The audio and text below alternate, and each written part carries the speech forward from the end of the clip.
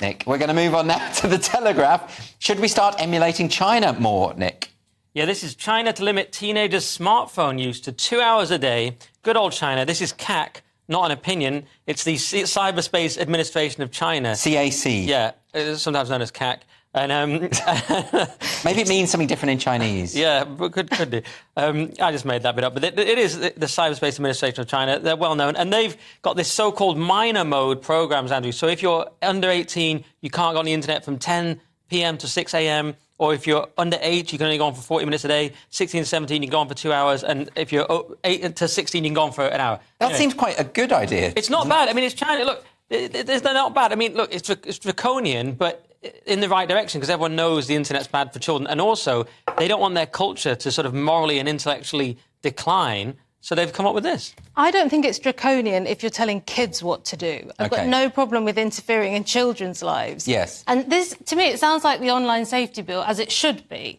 Like, it's protecting the right people. But, you know, we know now, though, don't we, that kids with smartphones is an absolute disaster. And, you know, I've spoken to Catherine Burblesing from Michaela School, and she has a policy. She's the headmistress of the school. She has the policy that there are no phones whatsoever in the school. Sometimes the kids even volunteer the phones because they want to have a digital detox, is what they call it. They lock the phones away for months in this cupboard, and they can't get them out again. And the kids say that themselves? Kids want it because my goodness, because in this school amazing. they're disciplined, and the kids realise actually we're getting much better results and we're enjoying life much better. So it works. It just works. So, you know, surely we should be emulating them, not in a Chinese way, like not in an authoritarian way, but in a way do the exact same thing. Do the exact same thing, but call it something else. Yeah. Don't call it the Chinese phone system. Or at least start talking about it, you know, like we are now.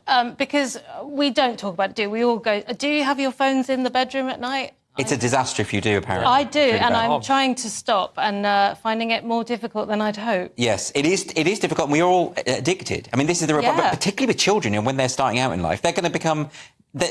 you see them glued to these things. It's an absolute disaster. And at least we all lived in a time before this was the norm. We knew the before time. We knew we did. We're a very special generation. We just remember these two things before and during the internet. On the other hand, do you remember meeting up with people when we were 18? Yeah, also, do you remember boredom?